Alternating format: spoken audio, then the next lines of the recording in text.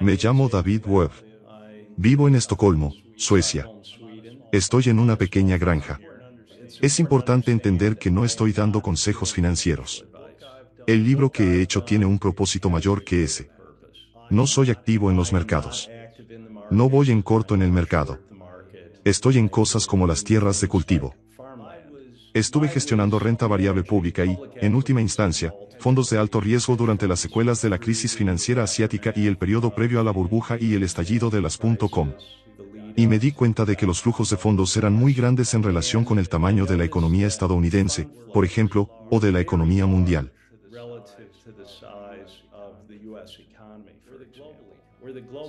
Así que empecé a analizar la magnitud de la creación de dinero por parte de la Reserva Federal, y llegué a la conclusión de que la Reserva Federal estaba influyendo realmente en los mercados financieros, algo que hoy en día no sorprendería a nadie. Pero en aquel momento fue considerado teoría de la conspiración incluso por mis compañeros. Era algo de lo que no podía hablar con la gente. Pero yo mismo empecé a estudiarlo y vi que, en semanas concretas, la magnitud del dinero nuevo creado era del orden del 1% del PIB estadounidense o más.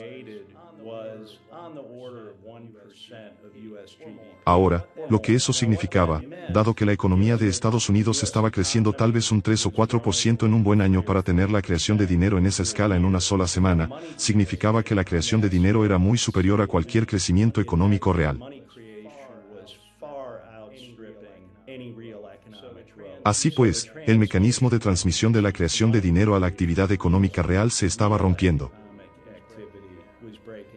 Fue entonces cuando empecé a preocuparme y a seguirlo de cerca, y de hecho se convirtió en una forma de navegar por los mercados.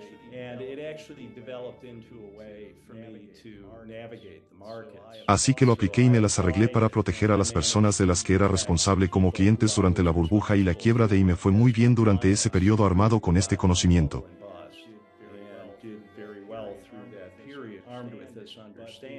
Pero lo más importante era que la velocidad del dinero se estaba desplomando. Y yo sabía en ese momento, esto es hace más de 20 años, que nos dirigíamos hacia algo parecido a la época que el mundo experimentó a través del periodo de las grandes guerras y la Gran Depresión, porque este tipo de velocidad del dinero se estaba produciendo en ese momento.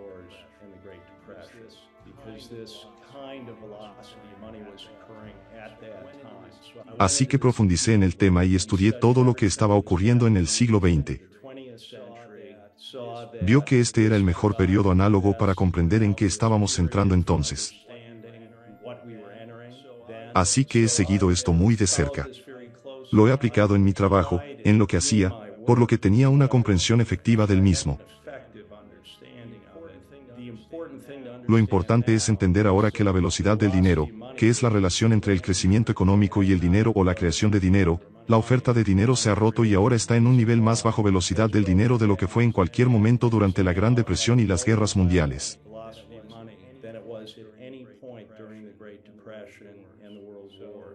Así que creo que esta es en realidad la razón subyacente profunda de las muchas cosas que estamos viendo geopolíticamente.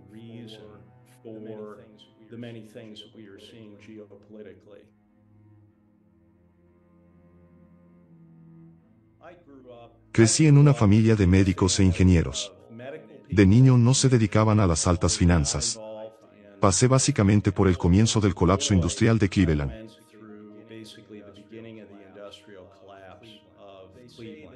Dicen que la gente se esfuerza por controlar lo que le ha hecho daño, y yo crecí con una verdadera necesidad de comprender lo que nos estaba destruyendo, porque afectó profundamente a mi familia, que antes de esto había sido muy feliz, una familia feliz y benévola.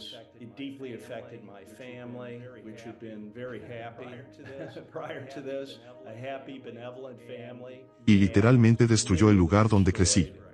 Así que decidí estudiar empresariales y finanzas. Esto era algo que mi padre no quería que hiciera. Él creía que yo debía ser ingeniero, y cuando era más joven pensaba que habría sido médico. Pero esto se convirtió en lo que más me urgía comprender. Así que estudié finanzas e informática y me suscribí al Wall Street Journal. No tenía a nadie que me guiara. Empecé a mirar el Wall Street Journal y me fijé en estas lápidas, que anunciaban las grandes operaciones de fusiones y adquisiciones o de financiación de todas estas empresas en Nueva York. Así que decidí muy joven que tenía que ir a Nueva York y conseguí un trabajo en una empresa de servicios informáticos que sabía programar. Había estudiado análisis de sistemas y finanzas.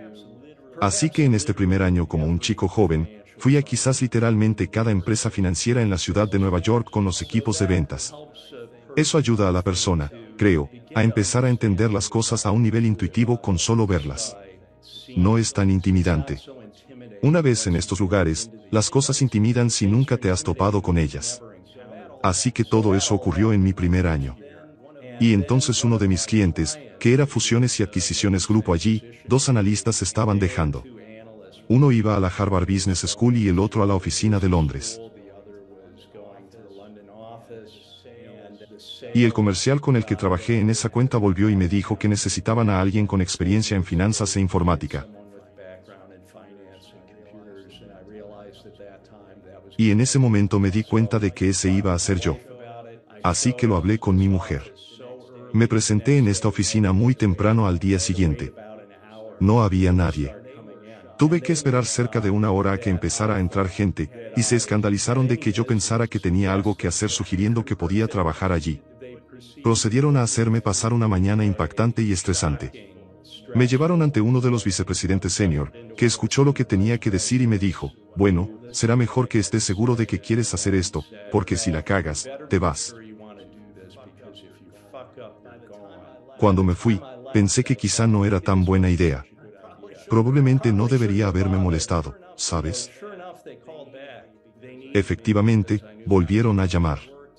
Me necesitaban porque sabía cómo hacer las cosas. Así que trabajé en fusiones y adquisiciones durante 5 años en esta empresa. Trabajaba literalmente las 24 horas del día, a veces durante días sin dormir, o tal vez tumbado en el suelo de la oficina durante media hora para levantarse y continuar. Así que aprendí a lidiar con mucho estrés durmiendo poco durante este periodo de tiempo. Y luego conseguí trasladarme a la que entonces era la mayor empresa de capital de riesgo del mundo. Por un orden de magnitud.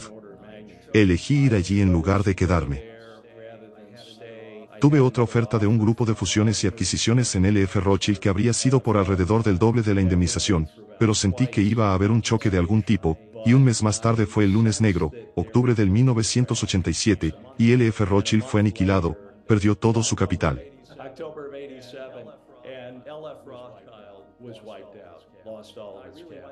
Entré en esta empresa de capital de riesgo porque cuando te dedicas a las fusiones y adquisiciones, básicamente eres un vendedor glorificado. Eres un agente cuando estás en la piel de la empresa de inversión de capital privado, eres el principal. Es un tipo diferente de diligencia de vida y análisis. Y estuve allí 3 años, pero fueron 3 años muy intensos. Y poco después de empezar en la empresa, acabé dirigiendo la adquisición de esta compañía telefónica de larga distancia. Me encargué de todo porque el socio del acuerdo tenía dificultades con el estrés, y literalmente se fue a casa y se quedó en cama durante 6 meses. Me encargué de toda la diligencia de vida, que era muy complicada, y de la financiación, y acabó siendo la mayor plusvalía de la historia de la empresa. Pero fue muy estresante para mi familia porque, una vez más, trabajaba sin descanso. Me levantaba a negociar el sábado por la mañana, hasta las 3 de la madrugada, el sábado por la noche, dormía unas horas y volvía a empezar el domingo por la mañana.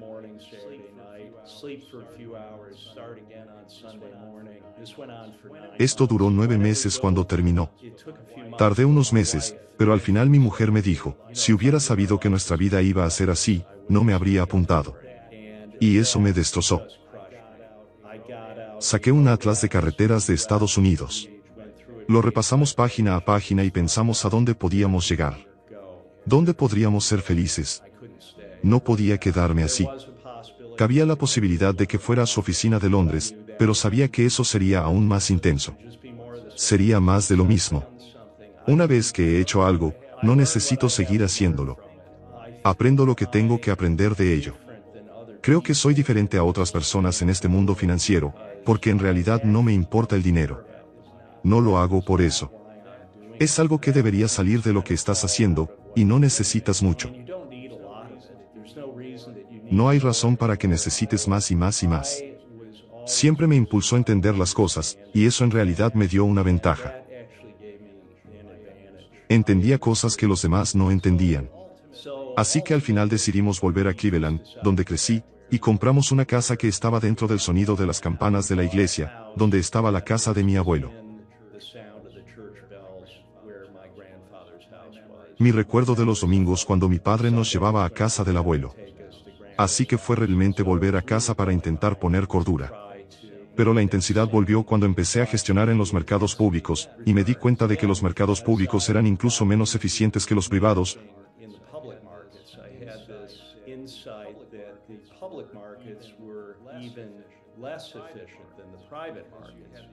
porque había grandes flujos de fondos que hacían subir las cosas más allá de lo que se podría negociar, y hacían bajar los precios por debajo de lo que se podría negociar. Así tienes mejores oportunidades tanto para comprar como para vender cosas. Acabé dirigiendo esta estrategia de fondos de cobertura que yo creé. Así que diseñé la mesa de operaciones, formé a la gente, desarrollé esta estrategia de operaciones en equipo a través de la burbuja de las .com y la quiebra.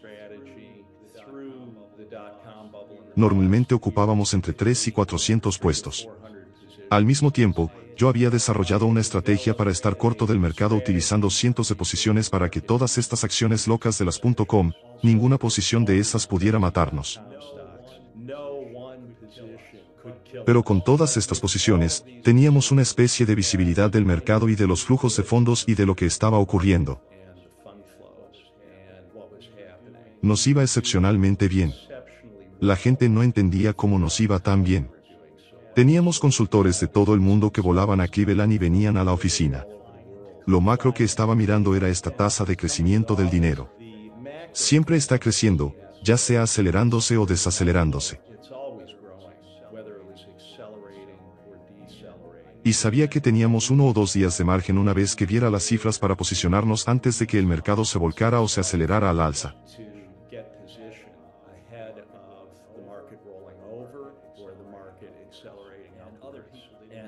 Y otras personas no lo entendían. Aunque se lo explicara, no querían oír hablar de ello. No sabían cómo aplicarlo. Fue así.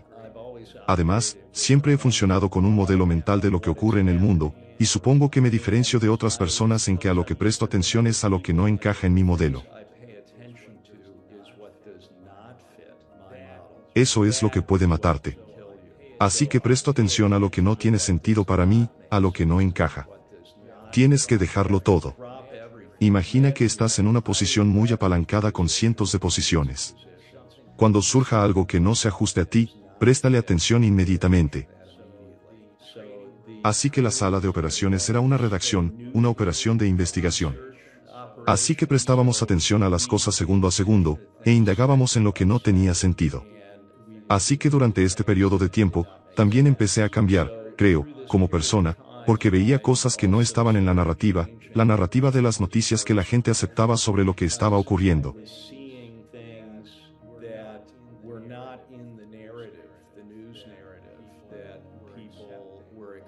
Así que lo sabía. Se modificaban las series de datos económicos. Esto es después del 11 de septiembre, así como todas las desconexiones en torno al propio 11 de septiembre. Así que fue el comienzo de mi conversión en una especie de activista. Aunque yo no lo sabía. Escribía cartas trimestrales a mis clientes, así que reunía cosas en mi mesa. Se iban acumulando, y al final llegué a tener algo así como una gruesa guía telefónica de las cosas que sabía y había documentado que no se ajustaban a la narrativa aceptada que se mostraba a la gente a través de los medios de comunicación. Y luego lo reduje a una guía telefónica más fina y empecé a ir literalmente puerta por puerta a mis vecinos. Y lo que hacía era ver cómo podía llegar a la gente. ¿Cómo podría explicar esto? Y es condenadamente difícil. Básicamente, no funciona. Decidí que quizá mis vecinos estaban demasiado bien para poder enterarse de esto. Así que salí a una zona pobre y un tipo estaba sentado en el porche de su casa, y se interesó por lo que yo hacía porque aún llevaba un traje de negocios. Se lo expliqué y se limitó a decir, buena suerte, tío, con esa voz de alguien que realmente ya lo sabía y tenía una especie de resignación de que no había mucho que se pudiera hacer al respecto.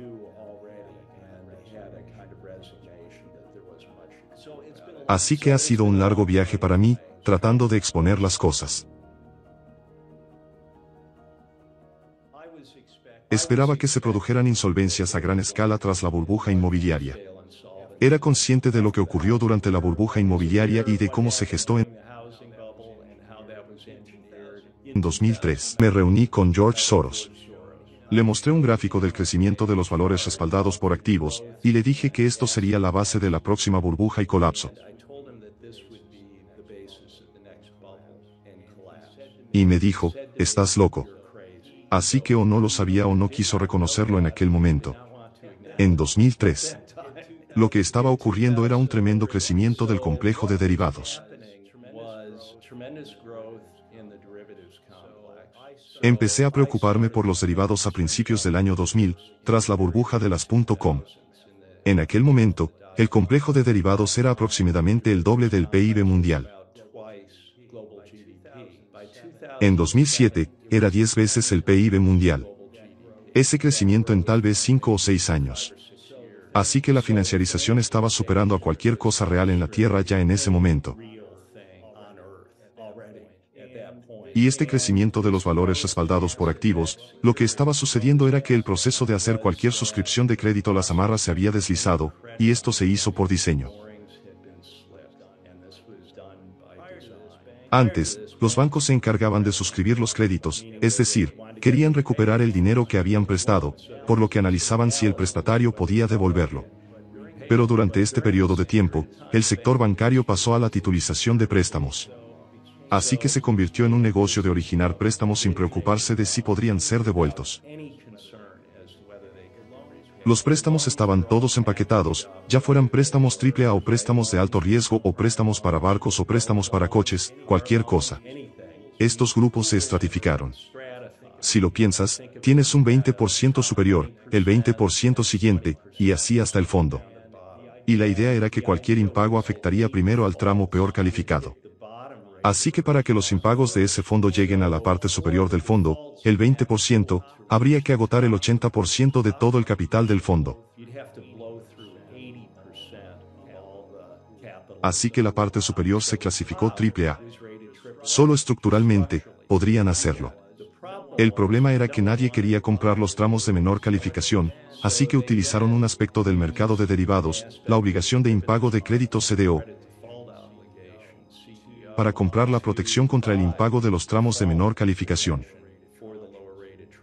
Entonces podrían vender toda la reserva como AAA. Así que esto se hizo a través de, como lo llamó Greenspan, los milagros de las finanzas modernas.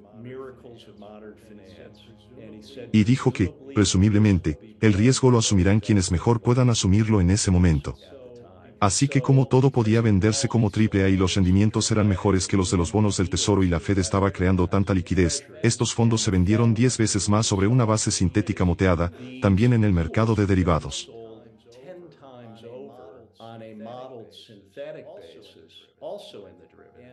Y así, mientras los bancos sabían que no querían comerse su propia comida, lo que habían originado, compraban los activos. Esta es la naturaleza de una burbuja. La gente que sabe que es un fraude sigue consumiendo lo que se crea mediante el mismo proceso. Así que el lado del activo de los balances de los bancos eran estos valores que se estaban creando a través del mismo proceso. Se llegó a un punto en el que las obligaciones por impago de créditos representaban por sí solas alrededor del 10% del complejo de derivados. Para cuando estalló la gran crisis financiera en 2008 y 2009, el 10%. Así, las obligaciones por impago de créditos representaban por sí solas el tamaño de la economía mundial. Ahora, me pregunto quién se apunta a asumir ese riesgo de impago. En las primeras etapas, la gente decía, bueno, el problema aquí es tal vez en los cientos de miles de millones, que estaban fuera de un orden de magnitud. Fueron decenas de billones. Así que como la Fed estaba inyectando todo este dinero creado en los bancos, con el tiempo se hizo evidente que el riesgo de impago había sido asumido por las filiales de fondos de cobertura dentro de los propios bancos. Así que permitieron todo esto creando las entidades dentro de los bancos que asumirían la otra parte del riesgo de impago. Y luego, cuando se produjo el colapso, se les dio el dinero para tapar esa pérdida. Los federales tienen poderes turbios que la gente desconoce hasta que decide hacerlo. Hazlo visible. Uno de sus poderes es crear entidades de la nada. Basta con crear una sociedad de responsabilidad limitada y entonces los federales pueden prestar dinero, crear dinero y ponerlo en esa entidad. Está completamente fuera de balance. ¿Hay que divulgarlo en algún sitio? Pero en este caso lo hicieron. Crearon algo llamado Maiden Lane, que es una calle por la que a veces paseo en el distrito sur de Manhattan y el distrito financiero. Así que Maiden Lane se amplió.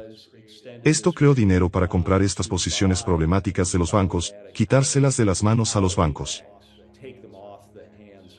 Y había tanto de este material problemático que luego crearon también un carril de doncellas, y un carril de doncellas 3. Y quién sabe qué más se creó de lo que no se nos habló. Así que en 2008, me di cuenta de la primera quiebra de un corredor de bolsa. Así que esperaba que hubiera mucha insolvencia. Así que estaba prestando atención. Y lo que me chocó fue que las cuentas de los clientes de este broker dealer estaban grabadas en la masa de la quiebra del broker.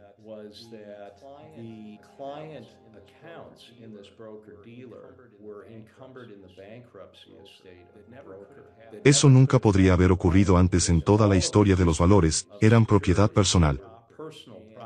Y si el broker fracasara, dirías, lo siento, estás fuera del negocio. Aquí es donde usted puede transferir mis activos. Eso no ocurrió en este caso. Así que empecé a investigar qué podría haber cambiado. Y esto era tan grave como un ataque al corazón, dado que estábamos entrando en este colapso en ese momento. Fue entonces cuando descubrí que se había hecho mediante cambios en el Código Comercial Uniforme de Estados Unidos. Esto se había hecho en los 50 estados.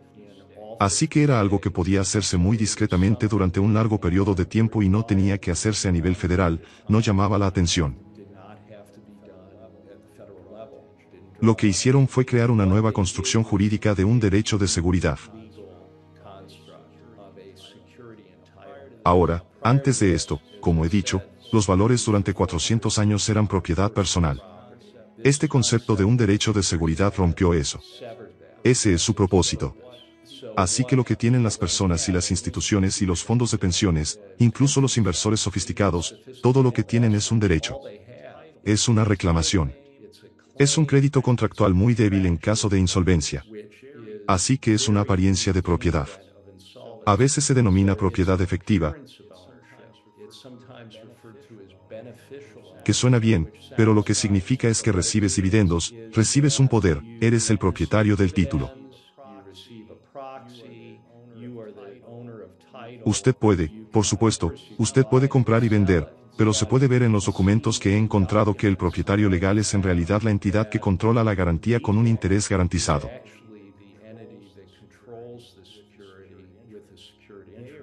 Son los propietarios legales del inmueble. Así que ahora tiene una reclamación contractual. Además, todos los valores se mantienen en un fondo común, por lo que no tiene una identificación específica. Antes, los certificados en papel estaban numerados. Tenías un bono o un certificado de acciones con una numeración específica. Así que ahora son fungibles. Es un libro a granel fungible, un formulario agrupado de inscripción. Sabemos y es absolutamente irrefutable por la propia respuesta de la Fed a un cuestionario de la Unión Europea que, incluso las cuentas segregadas, incluso las personas o instituciones a las que se les ha dicho que sus valores están segregados, están en el mismo grupo y solo tienen derecho a una parte proporcional en caso de insolvencia del depositario.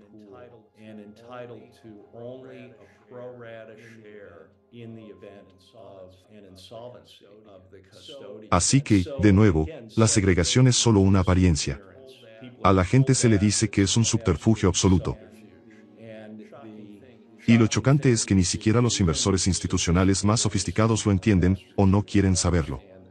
Además, incluso si el depositario comete fraude o estafa descarada, eso no obvia la capacidad de los acreedores garantizados de tomar los valores de estos fondos antes que las personas que pensaban que eran sus propietarios.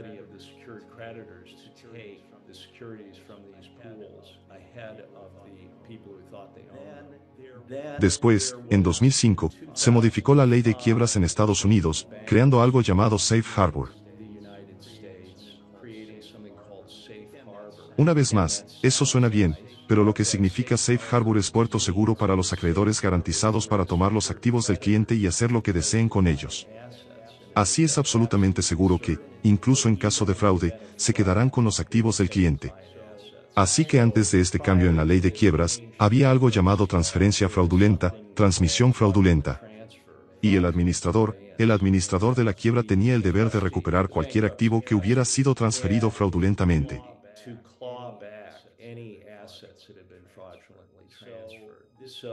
Así que este cambio se hizo en 2005. Y luego, con la quiebra de Lehman Brothers, esto se cimentó en la jurisprudencia. Y podemos ver la sentencia del Tribunal de Quiebras relacionada con esto. Lo que ocurrió allí fue que JP Morgan era a la vez el depositario de los activos de los clientes y el acreedor garantizado que se quedó con los activos de los clientes, lo que antes de 2005, todo lo que ocurrió allí habría sido constructivamente fraudulento.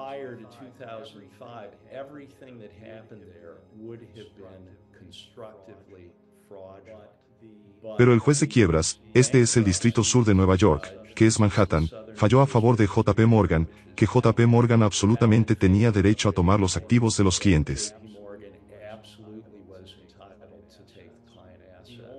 La única cuestión era si JP Morgan tenía derecho, básicamente, a quedarse con los activos de los clientes. Este es un punto importante porque no todos los acreedores garantizados tienen este poder para quedarse con los bienes del cliente. Solo los bancos más grandes tienen derecho a quedarse con los activos de los clientes. Así que no quieren que nadie más se meta ahí para llevarse nada, solo ellos se los llevarán. Y en esta sentencia, el juez hizo la pregunta, ¿es JP Morgan, un miembro de la clase protegida? Utilizó explícitamente esas palabras y dijo, obviamente, como uno de los mayores bancos del mundo, las mayores instituciones financieras, JP Morgan es obviamente un miembro de la clase protegida.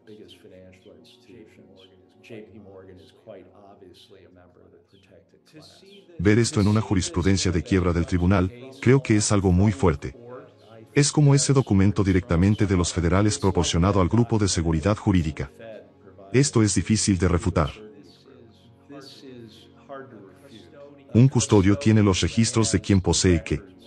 Está en sus libros y registros, pero eso es todo. Son los registros. El sistema se ha modificado para que la propiedad en sí se transfiera a un nivel superior y se mantenga en forma mancomunada. Así que usted trata con su corredor para ejecutar una operación, para comprar o vender algo, y obtiene una representación de una cuenta que le muestra lo que tiene en ella. Pero los activos no se mantienen ni siquiera en lo que usted cree que es su custodio. Se transfiere a un nivel superior. En Estados Unidos, se trata de la Depository Trust Corp, que custodia todos los valores en Estados Unidos y en forma de fondo común.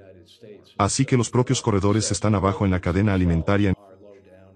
En Europa, hay depositarios centrales de valores a nivel nacional que dan una apariencia de un registro de la propiedad a nivel nacional, pero por ley, bajo algo llamado el Reglamento Central de Depósito de Valores CSR, que se impuso en 2014, por ley.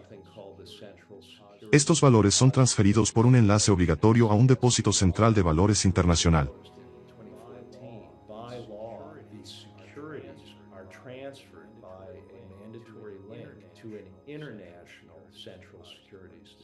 Así que quieren que haya movilidad transfronteriza de las garantías.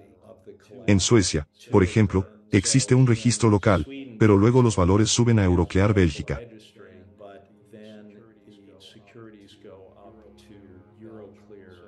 Por tanto, a ese nivel están sujetos a la legislación belga, no a la sueca. Y luego las garantías se transportan para apuntalar el complejo de derivados que se aloja en las contrapartes centrales de compensación.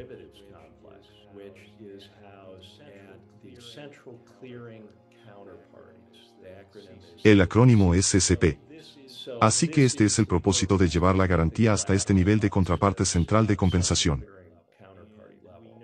Y sabemos por un documento del BPI que ya tiene más de 10 años que los sistemas están en marcha para el movimiento de esta garantía a nivel mundial, casi instantáneamente, especialmente en una crisis, para ser barridos para satisfacer las demandas de garantía del sistema.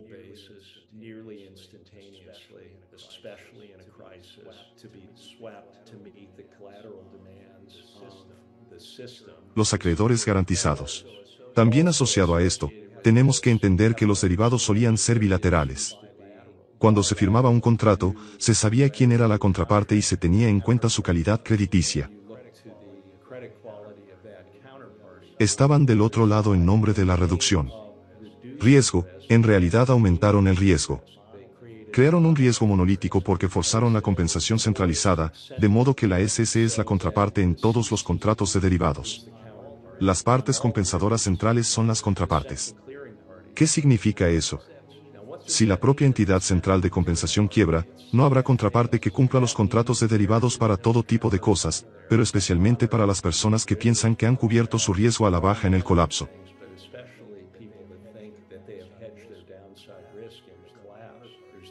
No hay contrapartida. Y las partes centrales de compensación han sido deliberadamente infracapitalizadas. Así, en Europa y Estados Unidos, los propios participantes debaten sobre la posibilidad de que las partes centrales de compensación quiebren. En los últimos años se ha hablado de ello. Y si nos fijamos en el propio DTCC, que alberga todos los valores en el complejo de valores de Estados Unidos y es la parte central de compensación para la mayoría de los derivados, tienen discusión de cómo van a empezar de nuevo cuando la parte central de compensación se derrumba, y explícitamente que no van a poner más capital detrás de él. Pero han prefinanciado la puesta en marcha de una nueva entidad central de compensación cuando falle una de las existentes. Así que es esencialmente planeado y toda la base de capital de los fideicomisos de depósito. Así que, esencialmente, todo el complejo de valores de Estados Unidos está alojado allí.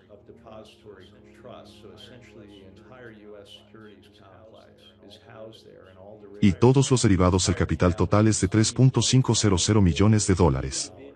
Los bancos individuales tienen posiciones en derivados del tamaño del PIB mundial. Así que algo sucederá para desencadenar esta implosión del colapso. Yo diría que el pastel ya está cocido en este momento.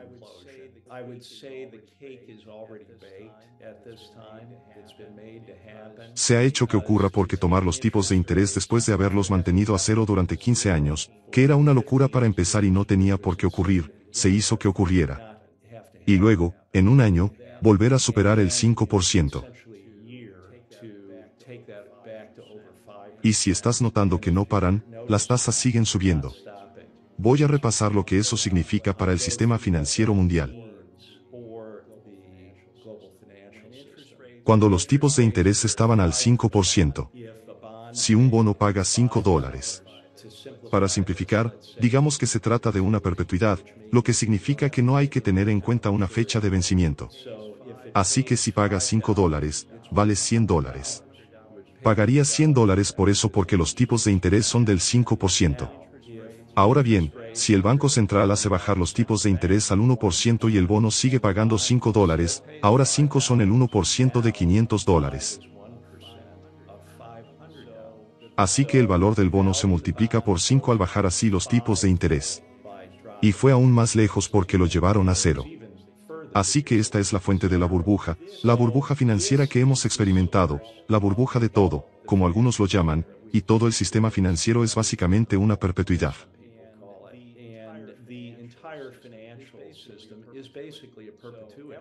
Así que todo se basa en descontar los flujos de caja. Así que todos los bienes inmuebles, todo el mercado de valores se basa en el descuento de flujos de caja futuros teóricos de las empresas, así como de los bonos. Ahora bien, si hacemos un viaje de ida y vuelta y llevamos los tipos de interés del 1% a más del 5%, que es algo parecido a lo que ha sucedido aquí, invertimos todo y tenemos una caída del 80% en el valor de todo.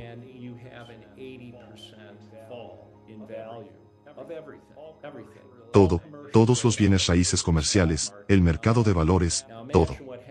Ahora imagina lo que te pasa si posees estas cosas con apalancamiento. Si pediste prestado para poseer estas cosas, ese es el problema. Así que toda la subida, toda la burbuja fue artificial. Y el declive será algo así como una diezmación, en la que los índices descenderán quizá al 10% del máximo, porque muchas cosas simplemente dejarán de funcionar. Y esto es lo que ocurrió con todo el cuando se desplomó esa burbuja. Esto es lo que ocurrió en 1930. Esto es lo que le ocurrió al Nikkei con Japón. Todas las burbujas acaban así. Y cuando das un paso atrás y los miras, es como un pico de montaña muy afilado. Va en como un soplo de aguja y se obtiene un primer descanso y luego una segunda carrera por la parte superior que falla. Y ahí es donde estamos ahora. Si retrocedemos y observamos algo como el índice Nasdaq, el segundo máximo está fallando.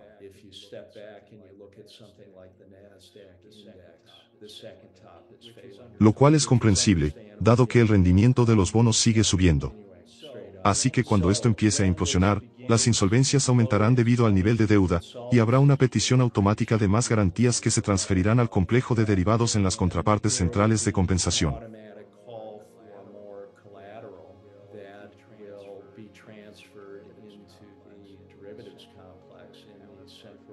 Pero es probable que las propias contrapartes de la compensación central estén expuestas al colapso. Porque yo le digo a la gente que puede pensar que ha cubierto su exposición a una caída aquí, pero lo ha hecho a través del complejo de derivados.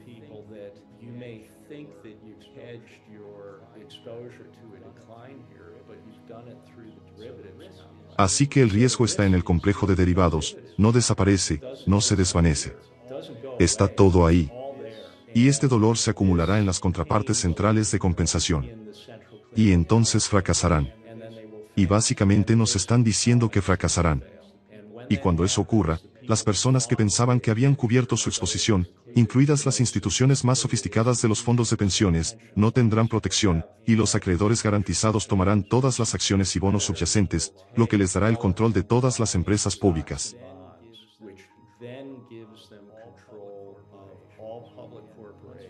Y una vez que controlas la estructura de capitalización, controlas todas las cosas reales subyacentes. Así que esto es algo parecido a lo que ocurrió en 1930, cuando hubo angustia en todo el mundo debido a los niveles de deuda.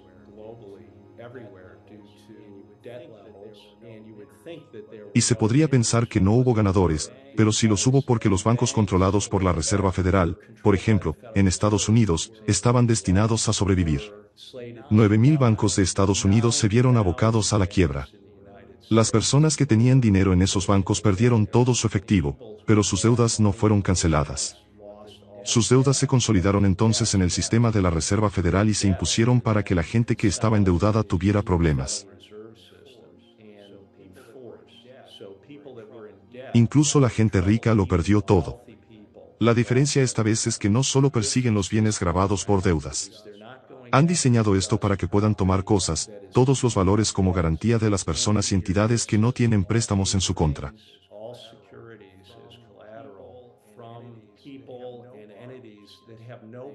Las poseen clara y rotundamente. Ahora, permítanme darles un ejemplo como analogía para explicar el horror de esto. Ha comprado un coche y lo ha pagado al contado. Crees que estás siendo muy conservador, no tienes ninguna deuda contra el coche. Pero sin que usted lo sepa, el concesionario sigue controlando su coche como garantía. Esto no te lo dicen. El concesionario utiliza tu coche y todos los demás coches que vende como garantía para su préstamo y su negocio. Ahora el concesionario quiebra, y solo determinados acreedores garantizados están facultados para quedarse inmediatamente con tu coche y con todos los coches que haya vendido el concesionario sin revisión judicial alguna. Inmediatamente.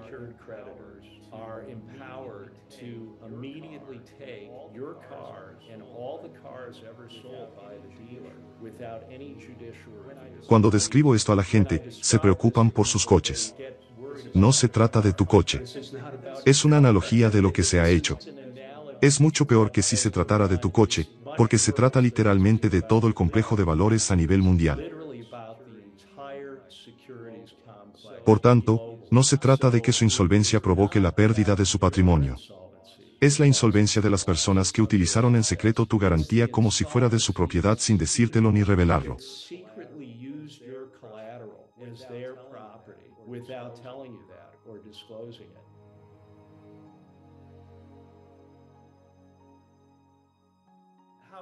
¿Cómo puede ocurrir esto legalmente?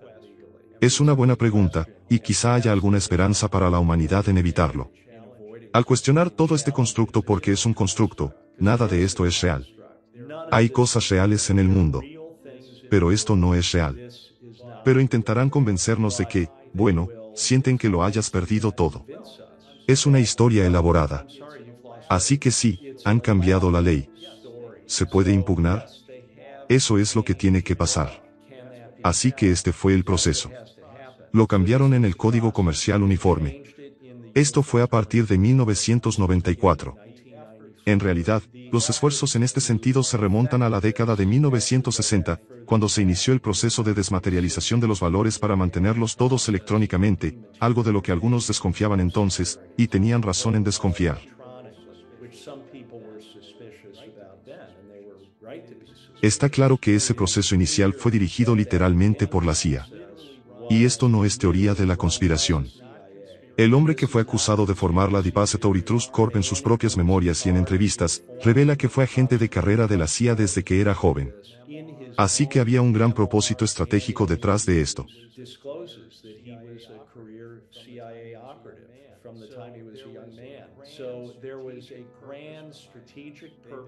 Han podido hacerlo porque ha sido dirigido desde los más altos niveles del gobierno estadounidense. Así que la participación de la CIA, entonces, cuando esta construcción del derecho de valores se puso en el Código Uniforme de Comercio que fue impulsado a través de los 50 estados, hecho en silencio, ese cambio se hizo en 1994.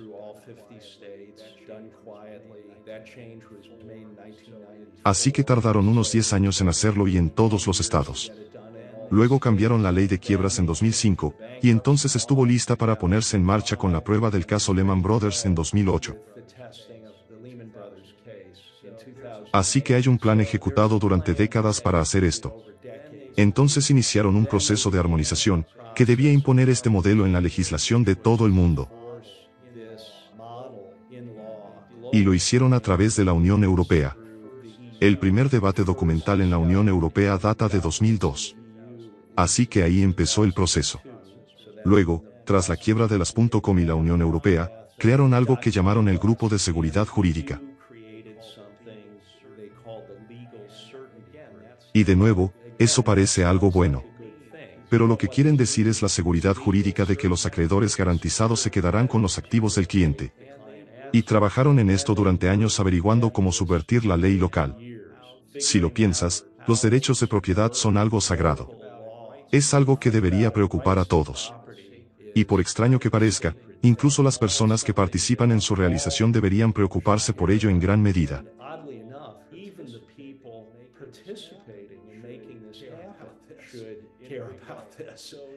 Así que ahí reside la esperanza de abordar esto, y podemos volver a ello. Pero el Grupo de Seguridad Jurídica identificó la problemática ley local. Y luego se tardó otros 10 años en llegar a este reglamento RSC, el Reglamento del Depósito Central de Valores de 2014, que ordenaba el transporte de la garantía desde el Depósito Central de Valores local o nacional, donde la gente cree que es propietaria absoluta de sus cosas.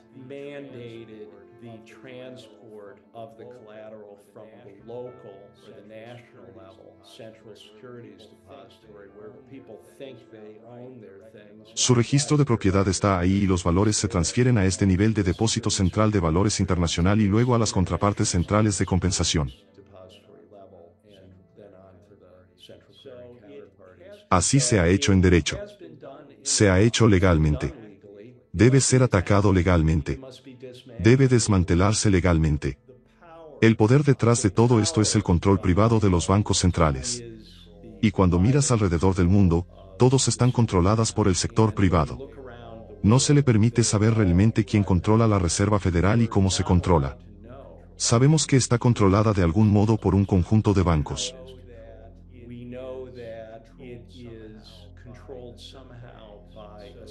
Así que hay algún tipo de estructura de propiedad que se extiende a través de los bancos que poseen y controlan la Fed. Pero algo así se hace en todos los bancos centrales del mundo. Si te fijas, cualquier país que ha intentado tener un banco nacional es literalmente atacado y destruido. No se les permite existir. Por tanto, está vinculada a la maquinaria de guerra. Este control privado del dinero, las agencias de inteligencia, los militares a nivel mundial no podrían funcionar como lo hacen si no estuvieran vinculados con este poder de creación de dinero.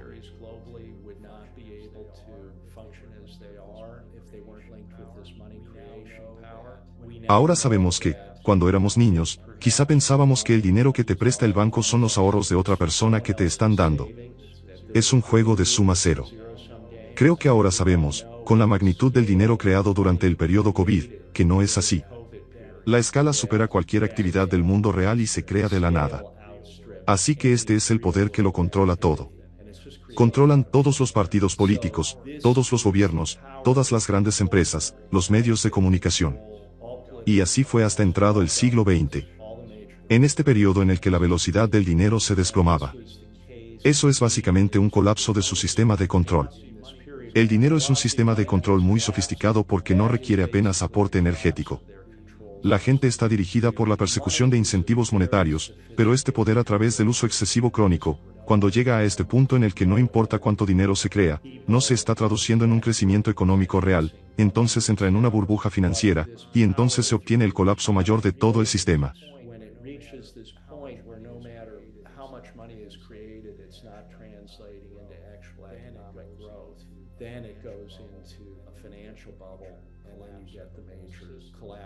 Entonces deben tener un plan para mantener el control a través de ese colapso, que requerirá el control físico sobre las personas a través del reinicio, porque el sistema de control del dinero se ha roto. Por eso tienes un periodo de terrible inestabilidad. Así que a medida que nos adentrábamos en el siglo XX, la velocidad del dinero se desplomaba.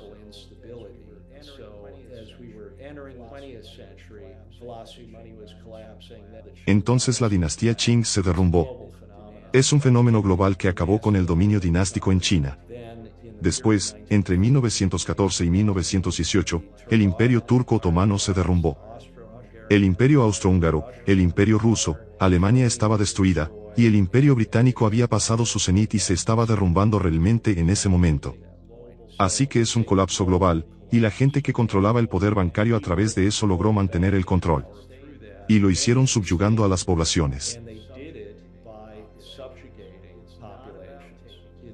No se trata de quitarles el dinero. No se trata de quitarles sus cosas, que no necesitan. Se trata de supresión y subyugación. Y esa es la lección cuando se mira a este periodo en el 1930, y eso es lo que han planeado para este tipo de ciclo de nuevo, y se han establecido para ello. Así que este plan para tomar todas las garantías a nivel mundial y colapsar el sistema en una especie de demolición controlada, donde terminan controlando todo.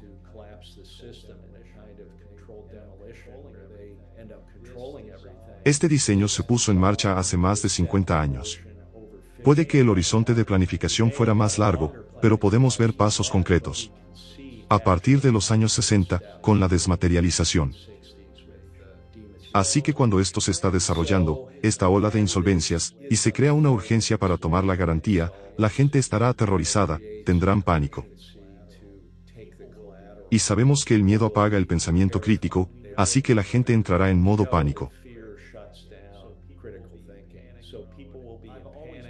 Siempre me ha interesado lo que ocurrió en los años 30, porque hablaba de estas cosas con mi padre, que vivió aquella época, y por lo que vi que ocurría en Cleveland cuando era niño. Intentaba hablar con alguien que hubiera vivido esa época, y le pregunté a mi tía qué había pasado en los años 30. Y ella dijo, bueno, de repente nadie tenía dinero. Y yo dije, ¿qué quieres decir? ¿Cómo puede ser? Y ella dijo, bueno, nadie tenía dinero, e incluso las familias ricas no tenían dinero. Y conocía a familias en las que sus hijas habían ido a colegios privados y no podían permitirse volver a estudiar. Cuando realmente miras lo que pasó allí. Si cierras todos los bancos, ¿qué es lo que hizo Roosevelt? De repente, literalmente cerró todos los bancos. Y entonces solo se permitió la reapertura de ciertos bancos, que eran los controlados por la Fed. Entonces, de repente, nadie tenía dinero. No es difícil de imaginar cuando todo se apaga de repente. Y luego tienes el problema de que hubo una caída del nivel de precios, caída de la actividad, y mantuvieron la actividad económica muy deprimida durante años. Y sé que por la historia familiar a través de los años 30, el negocio de ingeniería de mi abuelo, sé por una carta de la familia que en 1936, que fue 3 años después de que los bancos habían reabierto, todavía no había negocio. 3 años después, lograron salir adelante, ambos lados de mi familia, porque no tenían deudas. La gente era más conservadora entonces, pero era muy difícil. Ahora, la otra cosa que sucedió fue que la Reserva Federal fue creada con una especie de lógica inevitable de que tendrían que tomar el oro del público, que era, por supuesto, el activo monetario que respaldaba todo entonces.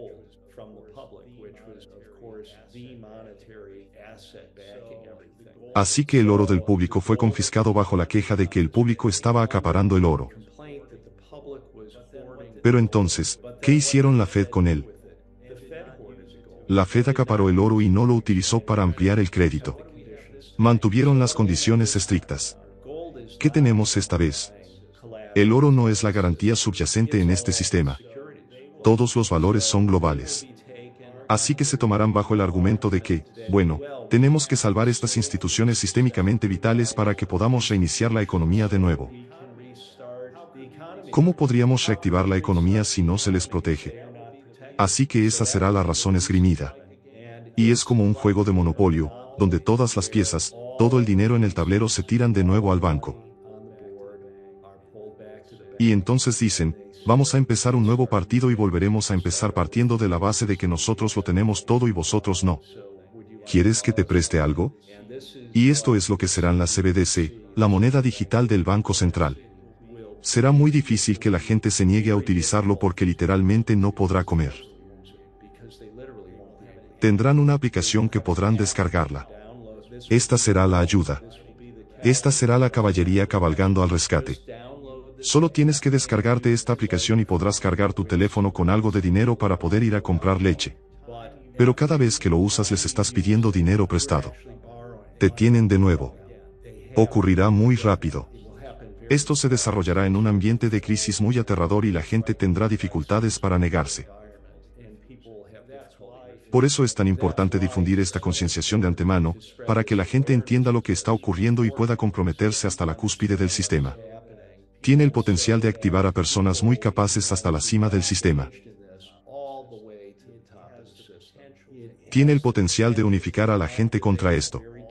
Lo que intenté hacer con este libro fue ceñirme a las cosas que conozco absolutamente, y convertirlo en una especie de conjunto en términos de permitir que uno vea irrefutablemente todo el asunto, con el objetivo de ponerlo sobre la mesa para que todo el mundo pueda echarle un buen vistazo, incluidos los participantes, incluidas las personas que lo están haciendo posible.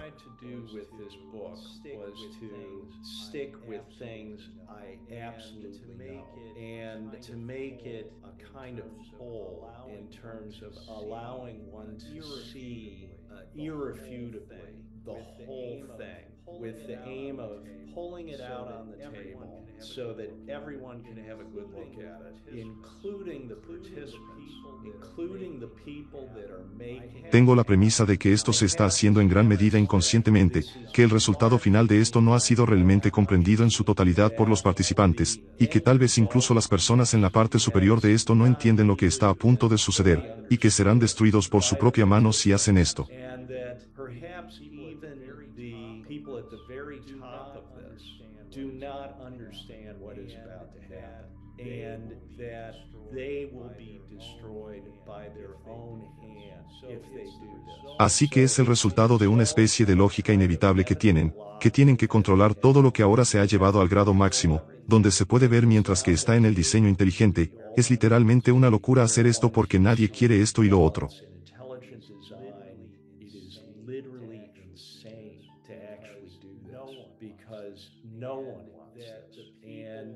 Las personas que han heredado esta capa de propiedad en la parte superior, no diseñaron esto. Ellos no lo pusieron en marcha. Han permitido que el gigante continúe. No se ha podado el jardín. No ha habido supervisión. Literalmente nunca ha sido mirado, nunca ha sido revisado. Básicamente, se descontrola de forma inconsciente. Así que tenemos que hacerlo consciente hasta la cima del sistema. Otra forma de verlo es que nos estudian. Tenemos que tratar de imaginar con quién estamos tratando aquí. Así que estoy entrando en conjeturas sobre esto. He conocido a gente bastante alta en el sistema. Tengo la idea de que la gente intimida si no la conoces, pero una vez que la conoces, ves que son solo personas. Y creo que tenemos que entender que son solo personas. No son lagartos que comen bebés como si fueran patatas fritas. Pensarlo así no ayuda. Así que en realidad no son personas especialmente capaces. Así que hay una cabeza de la serpiente, pero no puede hacer nada sola. Depende del músculo situado bajo la cabeza de la serpiente para que lo haga todo por ella. Y que parte del propósito de esto es empujar esta conciencia hasta ese músculo. ¿Y ahora qué?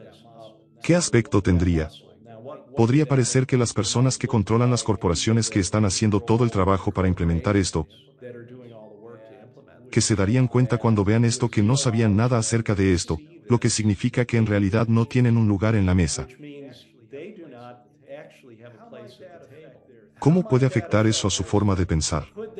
¿Podrían mantener conversaciones interesantes con alguien cuando se les pide que hagan algo? Quizá decidan retirar su participación. Ese tipo de cosas necesitamos que ocurran. Así que tenemos que llegar a la gente en los niveles altos de este sistema. Otro principio es que no hay una sola cabeza de la serpiente. Es como una hidra. Hay muchas cabezas, y si cortas una, vuelve a crecer otra. Así que tienes que ser capaz de mostrar la totalidad de esto porque ellos solo entienden una parte. Así que esto es como un espejo para poder ver de forma concisa el conjunto de hacia dónde va esto, para que puedas abordar la hidra de muchas cabezas.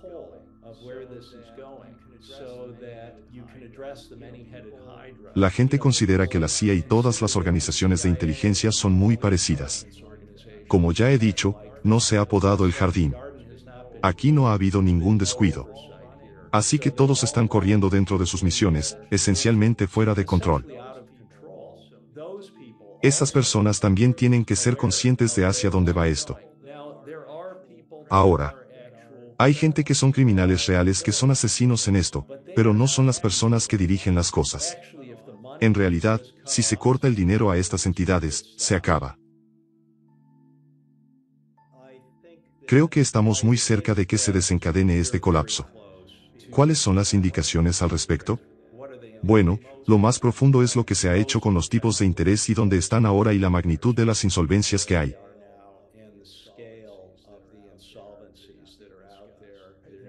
No se discuten, se ocultan. La única forma de que el sistema financiero no haya colapsado es que haya una gran mano oculta inyectando montones de dinero creado directamente en los mercados financieros, sosteniéndolos ahora mismo, así como permitiendo a las instituciones creer que tienen riesgo a la baja comprando protección en el mercado de derivados o la combinación de esas cosas.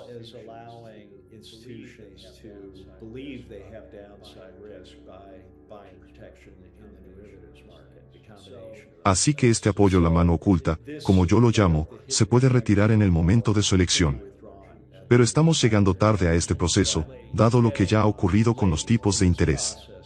La otra indicación del calendario es la resolución bancaria. Los documentos de la Autoridad de Resolución Bancaria en Europa, son documentos del ciclo de planificación, ordenaban que todos los bancos de importancia sistémica mundial estuvieran listos para una liquidación solvente a finales del año pasado, 2022.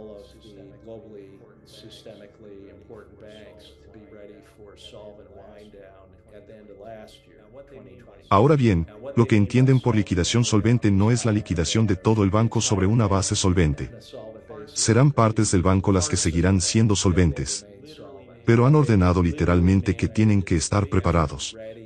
Que los bancos más grandes se deshagan de todas sus posiciones en derivados de forma controlada y repentina. Así que se han preparado para ello. Está operativo desde finales del año pasado.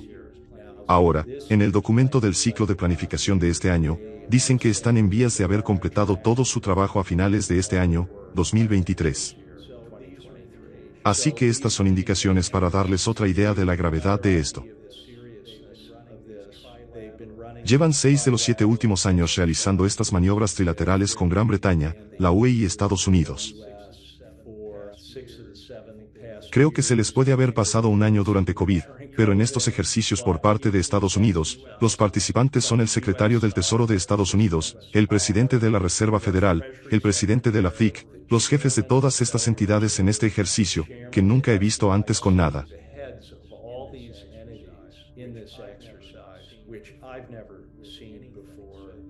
Así que van muy en serio con esto.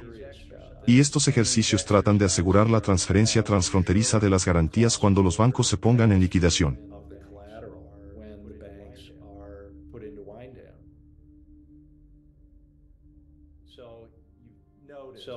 Habrán notado en las noticias que ha habido algunas quiebras de bancos en el último año, y eso se debe a este aumento, a este retroceso de los tipos de interés. Y la idea de que se trata de un problema específico de los bancos no es cierta.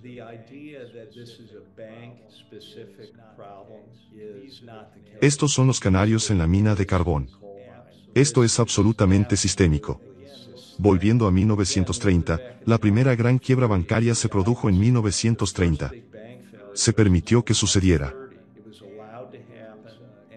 Y hubo una especie de goteo de quiebras bancarias. Así que el día festivo, cuando cerraron, todo fue hasta 1933. Así que fue una crisis bancaria en desarrollo durante 3 años. Así que no es raro que aquí se abra una etapa de varios bancos en quiebra, pero no todo se desata de inmediato.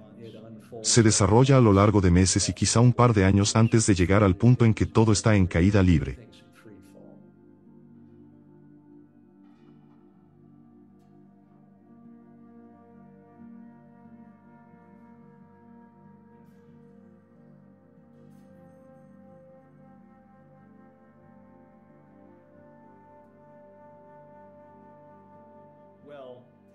Bueno, ¿cómo podrían ir mejor las cosas aquí? ¿Cómo podría ir esto? Tenemos que imaginar que parece abrumador.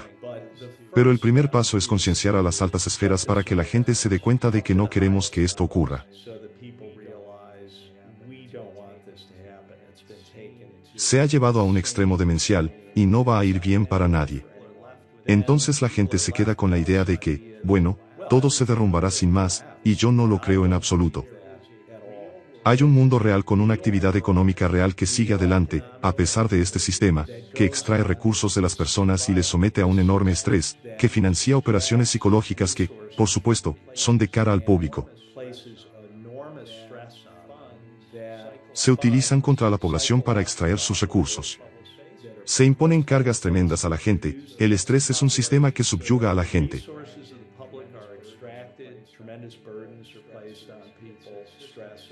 Y si eso simplemente se detiene, todo mejora inmediatamente. Ahora, ¿cómo podrían ser diferentes las cosas? La banca central debería ser de utilidad pública. La idea misma de que debe ser controlada por intereses privados, ese es el origen de todos los problemas de la humanidad.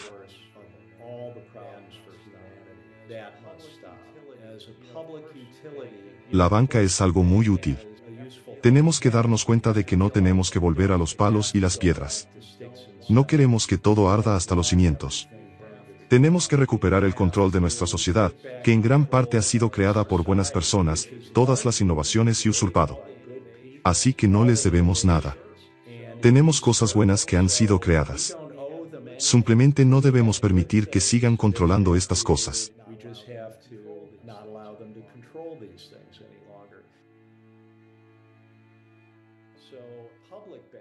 Así que la banca pública sería como una empresa de servicios públicos. Cualquier beneficio se devolvería al público o se utilizaría para apoyar al gobierno. Tenemos que tener gobierno. Tenemos que tener alguna forma de hacer funcionar la sociedad y tener carreteras y hacer cosas que funcionen para la sociedad. Así que anarquía y caos. No podemos permitirlo. Así que hay que hacerlo pacíficamente.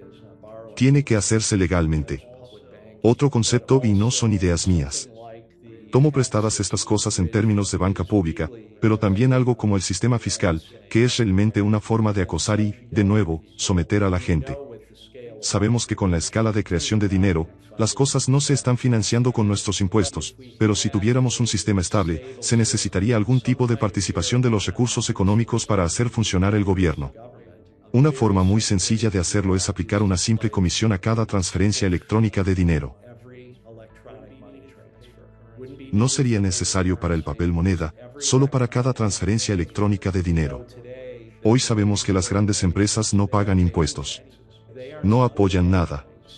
Así que el dinero fluye. Podría ser una fracción de un porcentaje. Y especialmente si se pone fin a todas las guerras, si se reducen las bases militares, si se detienen todas las acciones encubiertas que son criminales, la escala del gobierno puede ser reducida a lo que es realmente beneficioso para la humanidad.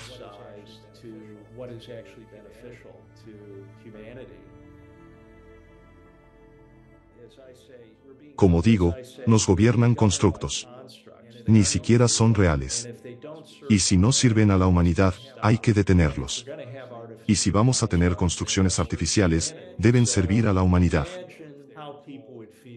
Así que imagínese cómo se sentiría la gente si le dijeran, ya no tiene que declarar impuestos. Todo eso va a ser manejado. Solo tienes que pagar una décima parte del porcentaje de cualquier transferencia electrónica que hagas. Pero la gente que dirige este sistema no quiere ese tipo de soluciones porque eliminaría su control. Así que mi propósito con este libro es crear algo que muestre la totalidad de lo que es esto y hacia dónde va a hacerlo con una economía de la información y solo información dura, irrefutable, y poner esto en algo que pueda viajar y que está sucediendo, y ya sé que ha llegado a multimillonarios, ha llegado a gente de todo el mundo. Se llega a las personas que manejan mucho dinero, tienen la responsabilidad de eso. Gente en Buenos Aires y Vancouver y Nueva Zelanda y Mónaco, Londres. Así está sucediendo. Eso es lo que tenemos que hacer.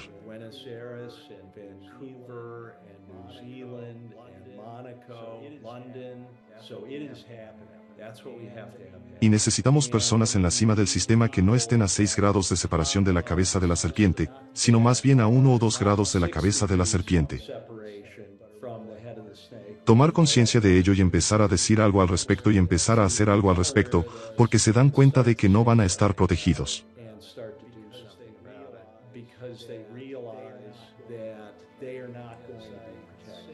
Como digo al final del libro, los ricos se creen especiales. Tú eres especial. Te están reservando para el postre. Y dejas que lo asimile. Así que todo el mundo tiene que ocuparse de esto, incluidas las personas que creen que son poderosas y que pueden marcar la diferencia. Y debe hacerse legalmente. Hay que oponerse a ella por medios legales. Imagínense lo que pasaría si los jueces que ocupan cargos importantes se enteraran de la existencia de estos fiscales. Nunca se ha examinado realmente cómo puede desmantelarse.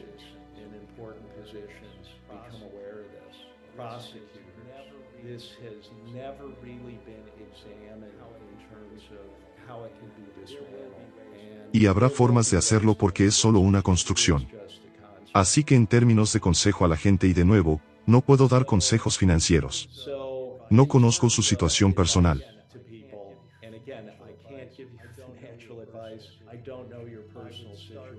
Empezaría diciendo que tu felicidad y la de tu familia son importantes, y que no debes dejar que las consideraciones económicas te lleven a hacer algo que lleve a tu familia a la desesperación.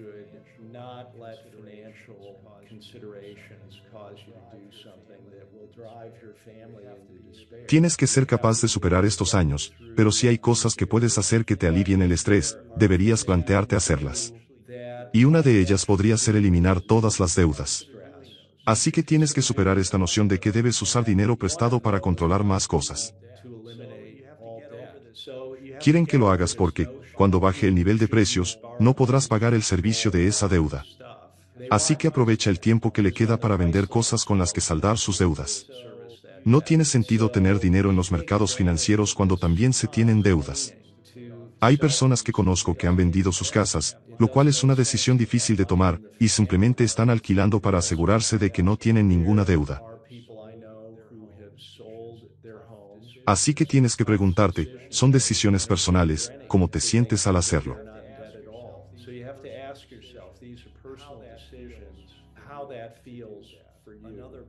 Otro principio es ser realista, por así decirlo, invertir en cosas reales. Evita las construcciones y los intermediarios. ¿Quieres poseer cosas directamente, tener buenos títulos sobre ellas, cosas que puedas poseer así, como terrenos, edificios y tierras? Y quieres pensar si esto entra en un periodo difícil de años y esto puede ser una cosa positiva.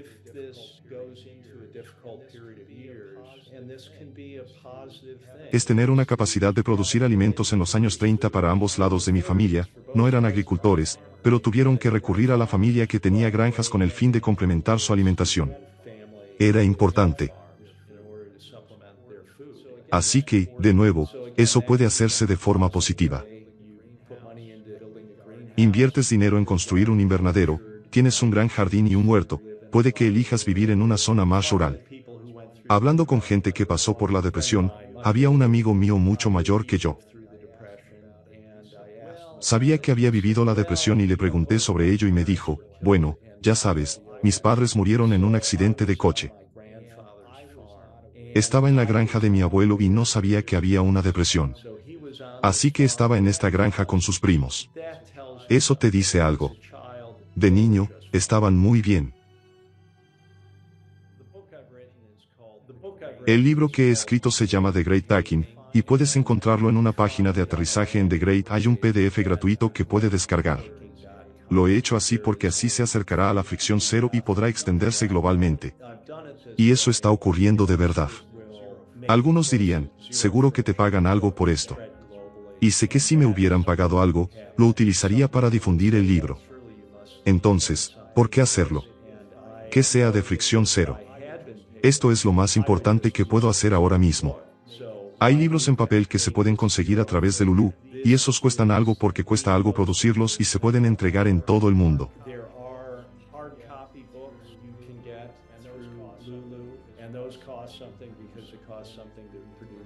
Hay algún pequeño beneficio en ello, pero lo dirijo a otra persona que es científica y ha hecho un trabajo muy importante.